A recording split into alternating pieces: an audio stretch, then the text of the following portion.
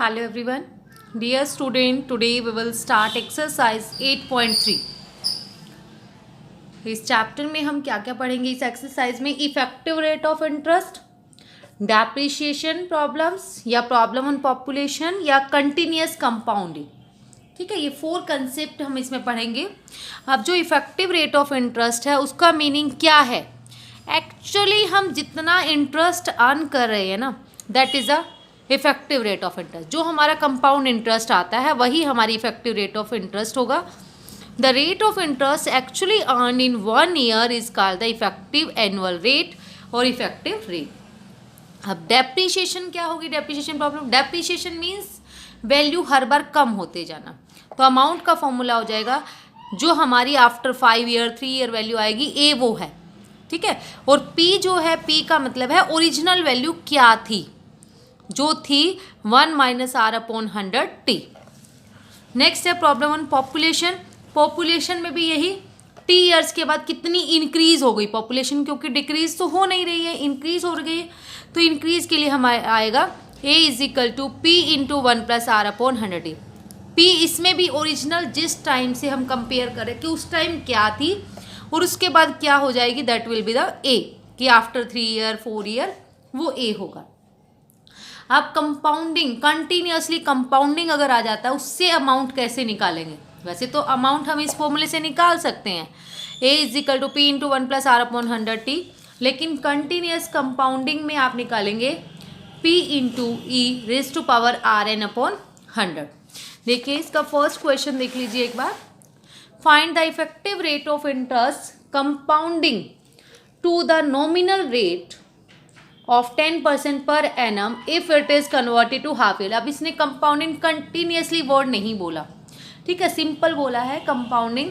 तो और half yearly है और क्वार्टरली है, तो हम लेट कर लेंगे इसमें प्रिंसिपल 100। आपने 100 ही करना है हर बार।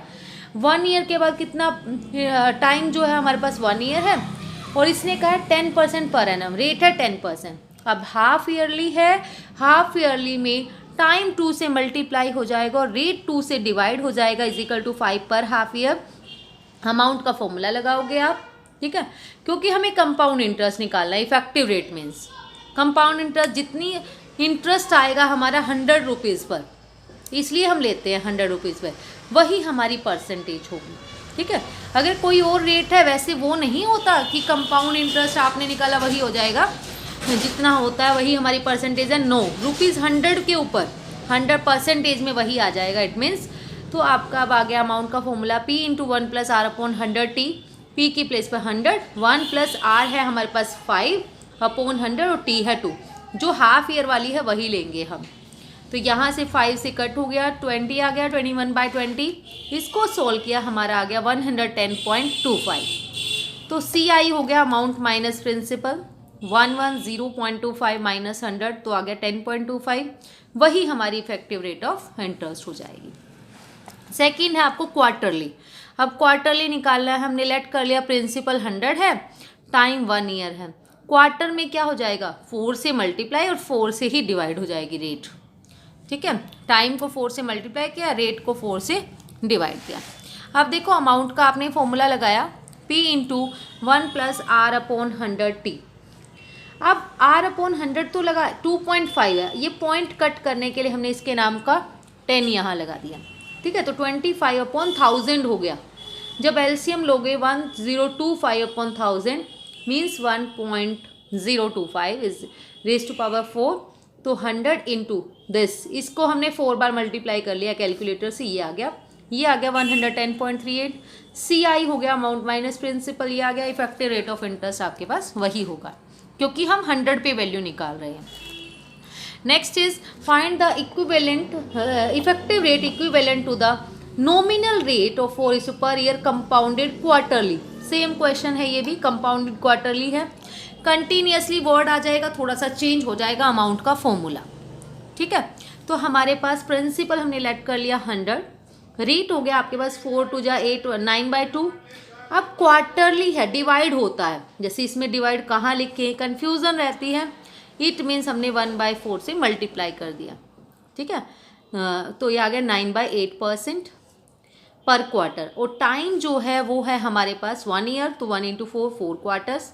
अमाउंट का फॉर्मूला लगाया आपने, P into 1 plus R upon 100T, 100 into this, तो हमने इसको 800 plus 9, 809 upon 4, 800 raise to power 4, इसको 4 टाइम्स लिख लिया हमने, इसको कैलकुलेटर से सॉल्व किया, कट करके आपका आंसर आ गया 104.57।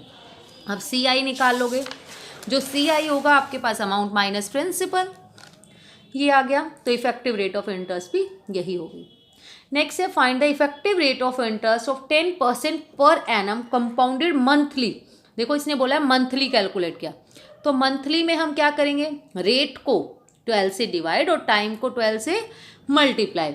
तो प्रिंसिपल 100 लेट कर लिया, रेट आपके पास 10% है तो 10 अपॉन 12% पर मंथ आ गया हमारे पास, ठीक है। टाइम है 1 ईयर, तो 1 इंटू 12, 12 मंथ्स आ गया।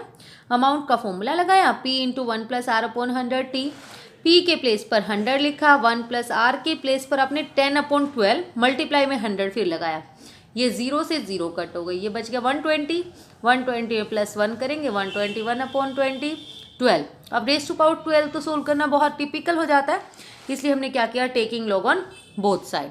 जब हमने taking log on both side किया तो ये बन गया log A is equal to log 100 plus ये पावर आ गया, आ जाएगी 12 log 123 अपॉन 121 अपॉन 120, तो 12 m अपॉन n का फॉर्मूला लग गया m minus n, log 121 minus log 120, तो log 121 क्या है 2.12 का 1 देखा, ऐसे इसमें 12 का 0 देखा, ये आ गया, इसको ये सोल्व कर लिया तो ये आ गया 2 प्लस इससे मल्टीप्लाई किया आया, log A की वैल्यू आ गई 2.0432। अब हम क्या करेंगे, taking anti log on both side, तो anti log on both side किया तो 0.04 का 3 और 2 देखा, ये आ गया 110.5, ठीक है, तो 110.5 आ गया। CI लिया हमने, कंपाउंड इंटरेस्ट क्या हो गया, अमाउंट माइनस प्रिंसिपल, वही हमारी इफेक्टिव रेट ऑफ इंटरेस्ट है। Now the third is find the effective rate of interest eight of 9% per annum compounded continuously. देखो वर्ड लिखा हुआ कंटिन्यूअसली, जब कंपाउंडेड कंटिन्यूअसली है तो इसमें क्या हो जाएगा, हमारा फॉर्मूला अमाउंट का चेंज हो जाएगा, बाकी सब कुछ सेम रहेगा, लेट प्रिंसिपल यही, रेट 9%, 1 ईयर जो अमाउंट होगा वो क्या हो जाएगा PERN अपॉन 100, ठीक है। P की वैल्यू क्या है 100 इंटू R, E की वैल्यू हमने पुट कर दी 2.71828, लास्ट हमने उससे से ले रहे हैं, लास्ट एक्सरसाइज में भी थी E की वैल्यू, हर बार यही रहेगी आपकी। R की वैल्यू क्या है 9, N 1 है हमारे पास अपॉन में 100, इसको सोल्व किया 0.09। ये देखो ये वाले सम्स हमारे लोग वाले से ही सोल्व होंगे, taking log on both side, ये हो गया log A, यहाँ से हो गया log 100 प्लस 0.09 log दिस, तो log 100 में आ गया 2.0, इसकी इससे मल्टीप्लाई की, log इसकी E वाले की वैल्यू होती है हमारे पास 0.4343, log A ये सोल्व करके ये आ गया। अब टेकिंग एंटी लॉग सोल्व करेंगे, क्योंकि log A की वैल्यू है, हमें तो A की वैल्यू चाहिए, अमाउंट चाहिए, ये आ गया 109.4, तो आपने क्या निकालेंगे, उसके बाद हम निकालेंगे CI निकालने के बाद वही हमारी इफेक्टिव रेट ऑफ इंटरेस्ट हो जाएगी 9.4%। Fourth part is find the effective rate of interest 7.5% per annum compounded continuously. Same question है, प्रिंसिपल लेट कर लिया 100, इंटरेस्ट एट 7.5%, टाइम 1 ईयर है, इसलिए मैंने R/100 लगा दिया, तो RN/100, N की वैल्यू 1 है क्योंकि, ठीक है। अब 100 इसमें वैल्यू पुट कर दी, कंपाउंडेड कंटिन्यूअसली था तो ये वाला फॉर्मूला लगेगा अमाउंट का। उसके बाद सोल्व करने के बाद हमारे पास आ जाएगा अमाउंट आ गया 107.7, सेम लास्ट क्वेश्चन की तरह ही सोल्व करना है, CI आ जाएगा, इसमें से माइनस करके आ गया 7.7, वही हमारी क्या हो गई, effective rate of interest. Next is third question, find the nominal rate of interest when interest is payable quarterly which is equivalent to the effective rate of 4.06% per annum। तो हमने क्या किया, इसमें नॉमिनल रेट आपको निकालनी है, means आपको 1 plus R upon 100 वाली रेट निकालनी है। देखो इफेक्टिव रेट गिवन है, अभी हम क्वेश्चन भी कर रहे थे, जो इफेक्टिव रेट होती है वही हमारा CI है, एक तरह से 100 रुपीज़ के ऊपर, तो हमने लेट कर लिया प्रिंसिपल 100, इफेक्टिव रेट हमारी 4.06 आ गई, देयरफॉर यही हमारा क्या हो गया CI, CI कितना हो गया हमारे पास 100 रुपीज़ पे 4.06। तो अमाउंट आ गया हमारे पास 100 प्लस 4.06, ये आ गया 104.06। हमने R मान लिया नॉर्मल रेट है, टाइम हमारे पास 1 ईयर गिवन है, रेट हमें फाइंड आउट करनी है और हमारे पास क्वार्टरली गिवन है। तो हम रेट को 4 से डिवाइड करेंगे, टाइम को 4 से मल्टीप्लाई, फॉर्मूला लगाया हमने amount is equal to P into 1 plus R upon 100T। Amount हमारे पास आई थी 104, यहाँ से 0.6 और प्रिंसिपल 100 है, 1 प्लस R अपॉन 4। देखो 400 कैसे हो गया, ये R अपॉन 4 था और उसको 100 से मल्टीप्लाई कर दिया, 400 रेज टू पावर 4। अब क्या किया, taking log on both side. जब लॉग ऑन बोथ साइड किया तो ये आ गया log this is equal to log 100 plus 4 आ गया log 1 plus R upon 100। log की वैल्यू देखी इसमें, 10 का 4 और 0, 4 और 1 देख लिया, ये आ गया। 100 का 2 देखा, ठीक है, 100 में 10 का 0, फिर 4 into this as it is, ये इसको सोल्व कर लिया, फिर जो आ गया उसको 4 से डिवाइड किया, ये आ गया। Then taking anti log on both side किया हमने। जब हमने anti log on both side किया तो हमारे पास ये आ गया, ताकि ये कैंसिल हो जाए, ठीक है, ये कैंसिल होके 1.009 इज इक्वल टू, ये आ गया 1 प्लस R अपॉन 100। ये 1 यहाँ जाके माइनस हो गया, R अपॉन 100 इसमें से माइनस किया, R अपॉन 100 दिस, R की वैल्यू क्या आ गई इसकी, इससे मल्टीप्लाई, तो R आ गया हमारे पास 3.6। नेक्स्ट थर्ड इज, जो इसका सेकंड पार्ट है, find the nominal rate of interest. यही क्वेश्चन है, व्हेन कंपाउंडेड कंटिन्यूअसली। देखो इसमें अमाउंट चेंज हो जाएगी, इसने बोला compounded continuously which is equivalent to the effective rate of interest. हमने प्रिंसिपल को लेट कर लिया 100, इफेक्टिव रेट हो गया हमारे पास 6.2%, तो अमाउंट हो गया 100 पे 100 प्लस वही 6 पॉइंट, यही जो इफेक्टिव रेट है वही हमारा CI है। तो अमाउंट का फॉर्मूला होता है प्रिंसिपल प्लस CI, है ना, तो प्रिंसिपल प्लस इंटरेस्ट कर दिया, 100 प्लस दिस 106.2 आ गया। नॉर्मल रेट हमने लेट कर लिया R है, टाइम हमारे पास 1 ईयर है। अमाउंट का फॉर्मूला लगाया आपने PERN अपॉन 100, अमाउंट 106.2, इसकी वैल्यू 100, E की value this, R into 1 upon 100। Taking log on both side किया हमने, log this is equal to log 100 plus ये R अपॉन 100 आगे आ जाएगा इंटू log दिस। अब इस log की वैल्यू ये हो गई, log यहाँ से वैल्यू ये हो गई, R अपॉन 100, log 2.78 की वैल्यू ये हो गई, 2 यहाँ आकर माइनस हो गया, R अपॉन 100 इंटू दिस, तो हमारे पास ये आया, सोल्व करके ये आया। अब R हमने इधर रखा, बाकी सबको ये अपॉन में आ गया, ये मल्टीप्लाई में आ गया, ये पॉइंट से पॉइंट कट हो गए, इनको सोल्व किया तो रेट आ गई 6.009%। Now fourth is which is better investment. कौन सी बेटर इन्वेस्टमेंट है, 12% कंपाउंडेड क्वार्टरली या 12.2% कंपाउंडेड कंटिन्यूसली। कंटिन्यूसली होता है इनफाइनाइट, हमें नहीं पता कि कब तक की है वो, है ना, तो इसने कहा कौन सी बेटर है। देखिए हम चेक करते हैं कौन सी बेटर है। पहले हम करते हैं 12% per annum quarterly, simple quarterly, compounded quarterly, फिर कंपाउंडेड कंटिन्यूसली करेंगे। क्वार्टरली में हमारे पास ये वाला फॉर्मूला लगता है सिंपल में, P into 1 plus R upon 100T, 1 plus 12 put किया आपने तो यहाँ से आ गया 112। इसमें लेट प्रिंसिपल हर टाइम आपने 100 ही लेना है, क्योंकि हम जो वैल्यू है इफेक्टिव रेट जो निकालते हैं वो 100 पे ही निकाल रहे हैं। CI हो गया 12, वही हमारा इफेक्टिव रेट ऑफ इंटरेस्ट हो गया। उसके बाद हमारे पास है कंपाउंडेड कंटिन्यूसली। अमाउंट का फॉर्मूला लगाया PERN अपॉन 100, ये आ गया हमारे पास PE दिस इंटू 1 अपॉन 100, इसको सोल्व कर लिया 0.122, E की वैल्यू पुट कर दी, taking log on both side, log 100 plus this into log, ये वाली वैल्यू आ गई, इसका log हमें मालूम है, ठीक है, 2 प्लस इसकी मल्टीप्लाई करके ये आ गया, log A की वैल्यू दिस, फिर taking log on anti log on both side, ताकि वो कैंसिल हो जाए, A की वैल्यू आ जाए हमारे पास। तो यहाँ से A की वैल्यू आ गई थी 130, CI आ गया 13, वही हमारी इफेक्टिव रेट ऑफ इंटरेस्ट है। ये 13% आई और उससे आ रही थी 12%, तो जिससे हमें ज़्यादा इंटरेस्ट मिलेगा that will be the better, तो second investment is better. Now the next question is the new car is purchase for 4 lakh. एक न्यू कार परचेज करी हमने 4 लाख की, it's value depreciate at the rate of 10%, उसकी value ना 10% depreciation होती रहती है। अब ओरिजिनल वैल्यू जो होती है वो हमारा P होता है, ओरिजिनल वैल्यू ये है ठीक है, 4 ईयर के बाद उसकी वैल्यू कितनी हो जाएगी वो हमें फाइंड आउट करनी है। तो प्रेजेंट वैल्यू जो कार की है वो है 4 लाख, ठीक है। डेप्रिशिएबल वैल्यू है 10%। लेट कर लिया ए जो है value of car after 4 years, ए जो हो गया P इंटू 1 माइनस डेप्रिशिएशन है इसलिए माइनस लगा। अगर इंक्रीमेंट होता उसमें तो यहाँ पर प्लस का फॉर्मूला लगेगा 1 minus R upon 100t। P की वैल्यू हमने की 1 माइनस आर अपॉन 100, ये इससे कट हो गया 9/10। जब इसको सोल्व किया ना हमारी वैल्यू आ गई 262440। तो इसने कहा जो कार की वैल्यू है वो 4 ईयर्स के बाद कितनी हो जाएगी 262400, ठीक है। Next is 6th question. The value of property decrease every year at the rate of 5% if its value at the end of 3 years be this। देखो उसने कहा डिक्रीज हो रही है प्रॉपर्टी की वैल्यू 5%, तो हमें पता चल गया माइनस वाला फॉर्मूला है। अगर इंक्रीज होती तो प्लस वाला। वैल्यू जो है 3 ईयर के बाद इतनी हो जाएगी, मतलब आफ्टर 3 ईयर वैल्यू हमें गिवन है, ओरिजिनल बतानी है। जो पी होता है ना हमारा वो ओरिजिनल वैल्यू होती है।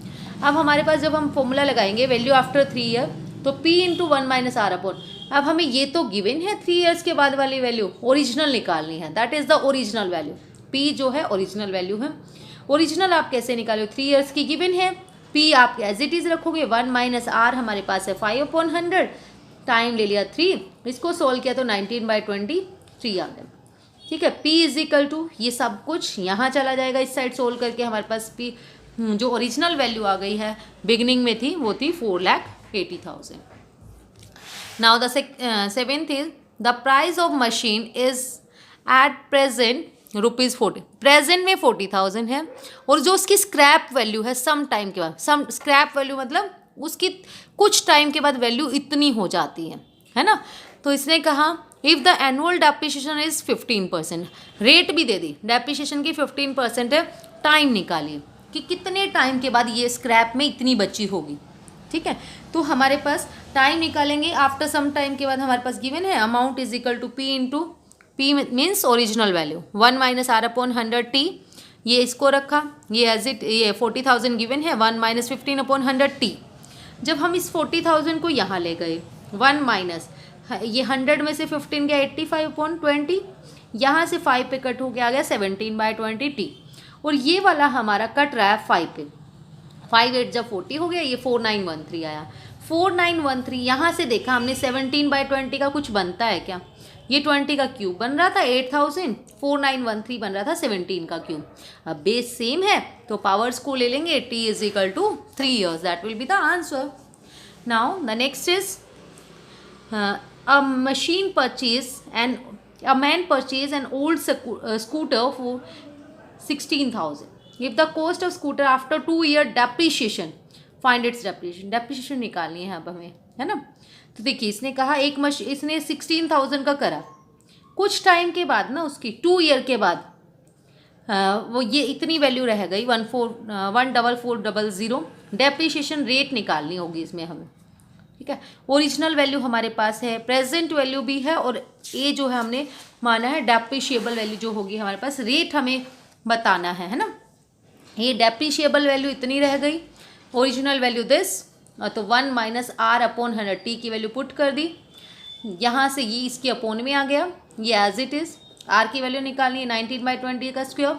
अब स्क्वायर पावर सेम है तो बेस ले लेंगे, 19/20 is equal to 1 minus R upon 100, ठीक है। तो 19 माइनस 20 ये इधर आ गया हमारे पास, आर पॉजिटिव कर लिया, ये इस साइड आके सॉल्व करके आया 1/20, यहाँ से आर की वैल्यू ऊपर चला गया, क्रॉस मल्टीप्लाई किया तो 100, रेट आ गई हमारे पास 5% per annum. Now the 9th question is a machine the life of which is estimated to be ₹10 years, cost ₹10,000, calculate its scrap value at the end of its life, depreciation on the reducing installment system being charged at 10% per annum। उसने कहा एक machine थी, उन्होंने estimate किया वो 10 years तक चलेगी, और उसकी जो कॉस्ट थी वो थी 10,000 ओरिजिनल। स्क्रैप वैल्यू बताओ कि उसकी कितनी हो जाएगी रिड्यूसिंग इंस्टॉलमेंट मेथड से, जो चार्जेबल है 10% उसकी पर एनम। ओरिजिनल कॉस्ट आपके पास 10,000 है, रेट भी है हमारे पास और टाइम भी है 10 ईयर्स, ठीक है। तो हमारी स्क्रैप वैल्यू बताइए 10 ईयर के बाद कितनी बचेगी, वो हमें करनी है रिड्यूसिंग से। तो हमारा फॉर्मूला हो गया P into 1 minus R upon 100T, ये लगाया हमने, गिवन है हमें 10,000 इंटू 1 माइनस दिस।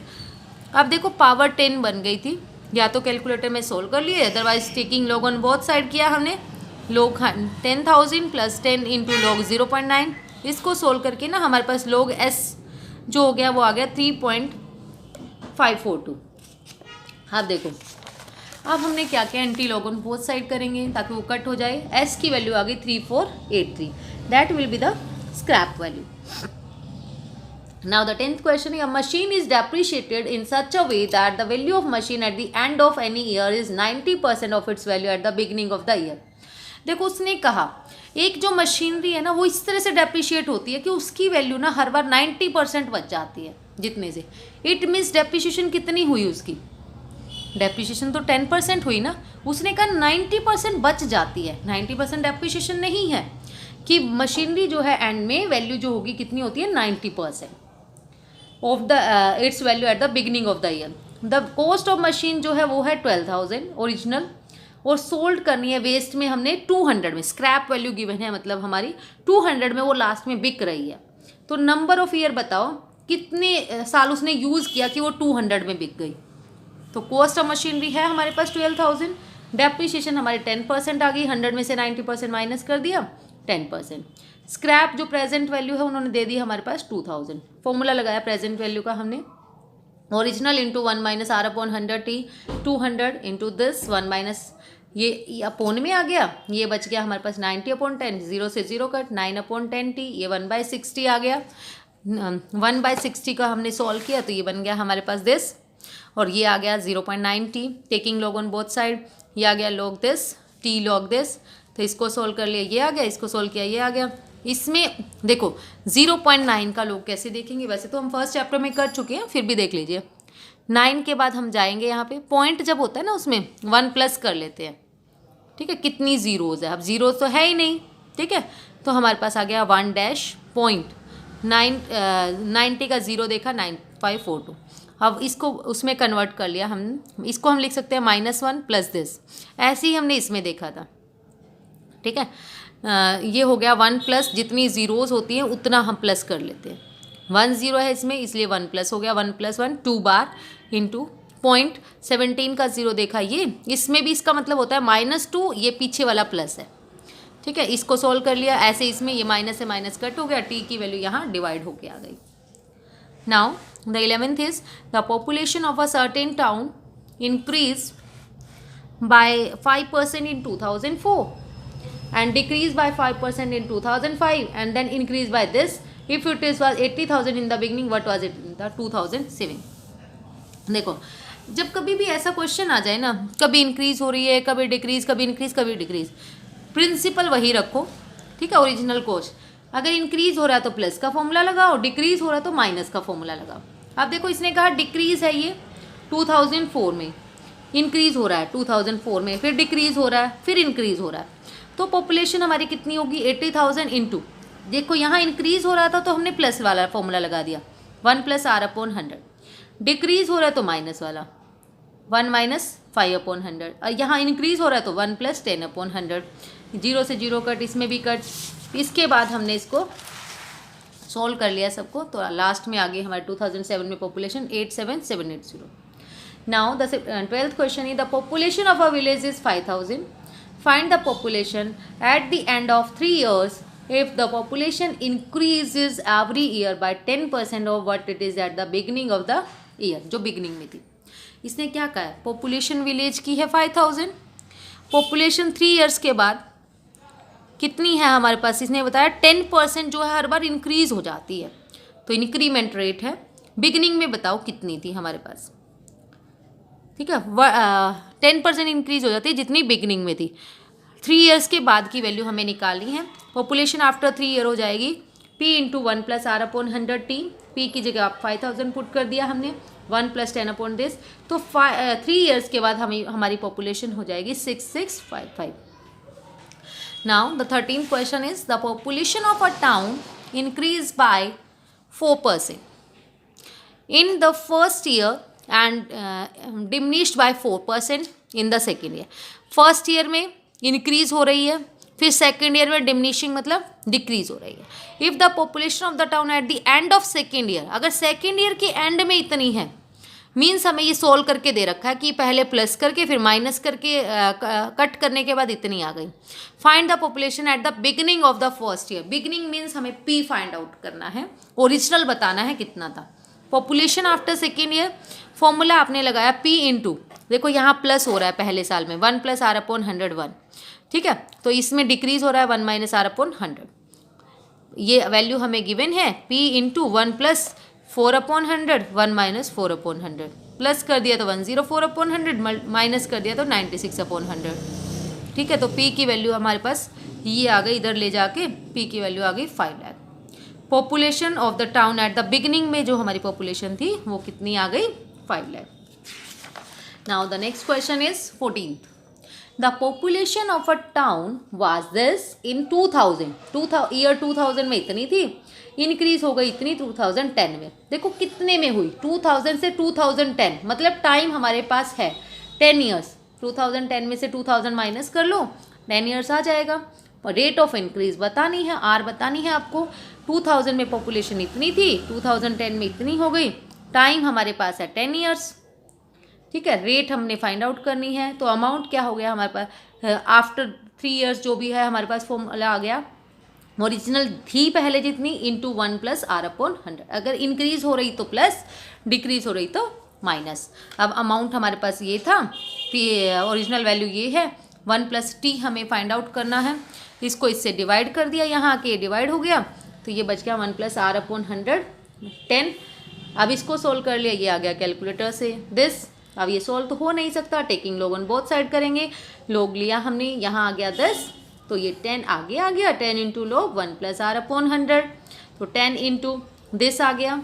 इसको सोल्व किए 10 यहाँ आ गया, ये बन गया 0.01072, ठीक है, इजिकल टू लॉग। अब ये तो कैंसिल करना है हमें, तो taking anti log on both side, this into this, ये एंटी लॉग से log cancel, 1 + r/100।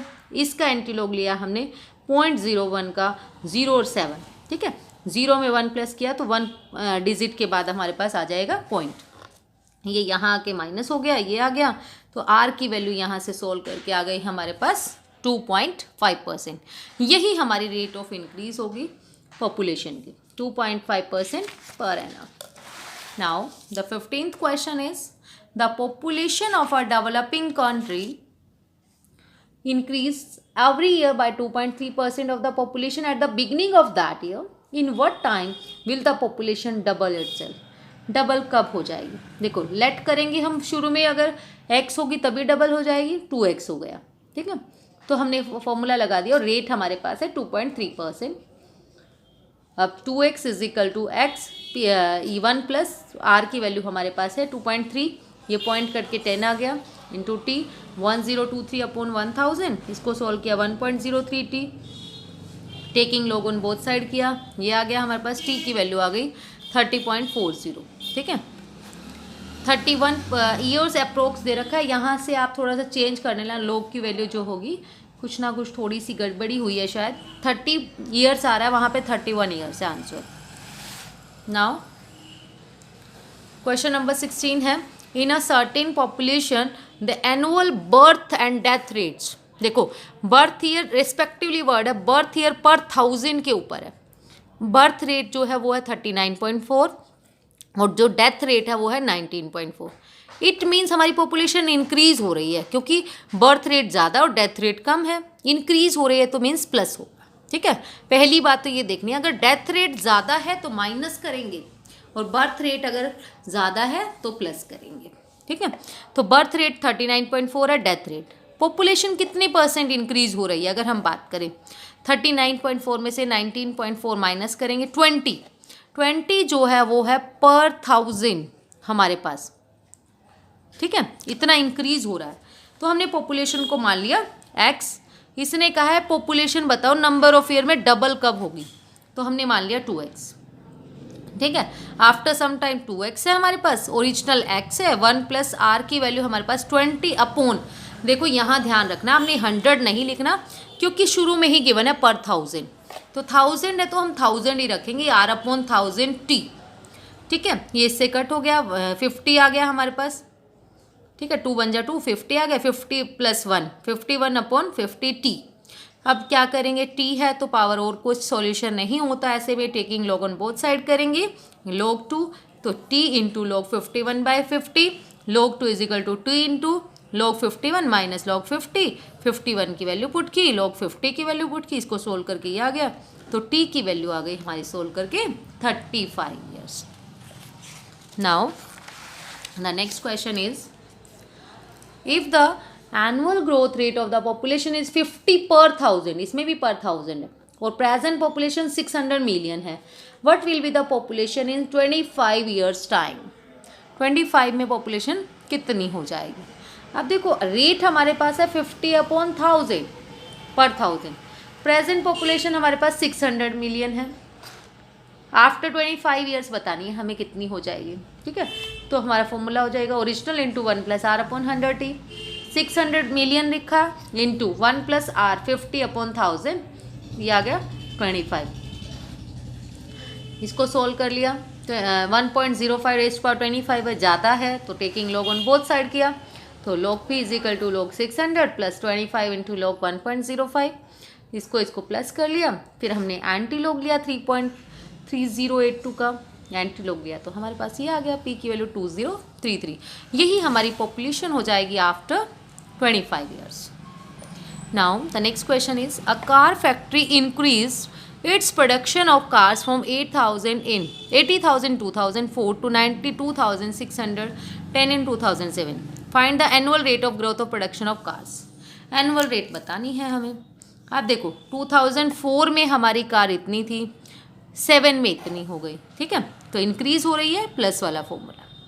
Production in 2017 7 = production in 2004 into 1 + R/100। अब देखो 2004 से 7 में इतनी हो रही है, मीन्स ईयर्स कितनी आ गए, टाइम 3 ईयर्स है ना, तो हमने फॉर्मूला लगा दिया ये, इसमें 3 ईयर्स टाइम फिल करेंगे हम, ये यहाँ आके डिवाइड हो गया, 1 + R/100 3 आ गया, तो ये इससे कट, ये बन गया हमारे पास 8020 का क्यूब है, ये 21 का क्यूब है, 1 + R/100 क्यूब, तो पावर्स इसमें क्या हो गई हमारी, सेम है, तो बेस को ले लेंगे हम, बेस जो होगा यहाँ आके 1 माइनस हो गया, आर की वैल्यू जब हमने सोल्व की ना एलसीएम लेने के बाद, ये आ गया 1/20 = R/100, तो आर की वैल्यू क्रॉस मल्टीप्लाई करके आ गई हमारी 100/20, 5%, that will be the annual rate of growth. Now the last question is, she started the business with an initial investment of ₹5 lakh. In the first year he incurred a loss. देखो उसने ना एक business शुरू किया था, first year में उसको loss हो गया 4% से, however during the second year he earn a profit, और फिर भी उसको लास्ट जो सेकेंड ईयर में ना उसको 5% प्रॉफिट हो गया, विच इन और थर्ड ईयर में वो और इंक्रीज हो गया 10%। Calculate the net profit for the entire period, तो टोटल पता उसको कितना प्रॉफिट हो गया, जितनी उसकी टोटल आया होगा आफ्टर 3 ईयर, और जो स्टार्टिंग में उसने लगाया होगा, अगर माइनस कर देंगे तो हमारे पास आ जाएगा, है ना। तो हमारे पास P हमने मान लिया इनिशियल इन्वेस्टमेंट, A हो गया investment at the end of third year. आप देखो P जो है हमारे पास 5 लाख है, R1 हमारे पास -4% पहले डिक्रीज हो रहा है, R2 इंक्रीज हो रहा है, R3 इंक्रीज हो रहा है 10%, तो हमने फॉर्मूला लगा दिया, डिक्रीज वाले में माइनस का लगाइए 1 - R/100, इंक्रीज वाले में 1 + R/100, इसमें भी प्लस वाला, तो इसमें हमने क्या किया, 5 लाख पुट कर दिया, 1 - 4/100, 1 + 5/100, 1 + 10/100, इनको सॉल्व करके हमारे पास आ गया 55400 कट करके। तो नेट प्रॉफिट कितना हो गया, देखो उसकी वैल्यू इतनी है 3 ईयर्स के बाद, शुरू में उसने इन्वेस्टमेंट 5 लाख थी, वही हमने माइनस कर दी, नेट प्रॉफिट आ गया इसमें से जो उसकी इनिशियल इन्वेस्टमेंट थी 54,400, that will be the answer. Hopefully सभी को समझ में आया होगा। Thank you so much dear students. अगर वीडियो अच्छा लगे, आपके लिए इन्फॉर्मेटिव हो, यूज़फुल हो, तो प्लीज़ वीडियो को लाइक, शेयर एंड सब्सक्राइब ज़रूर करें।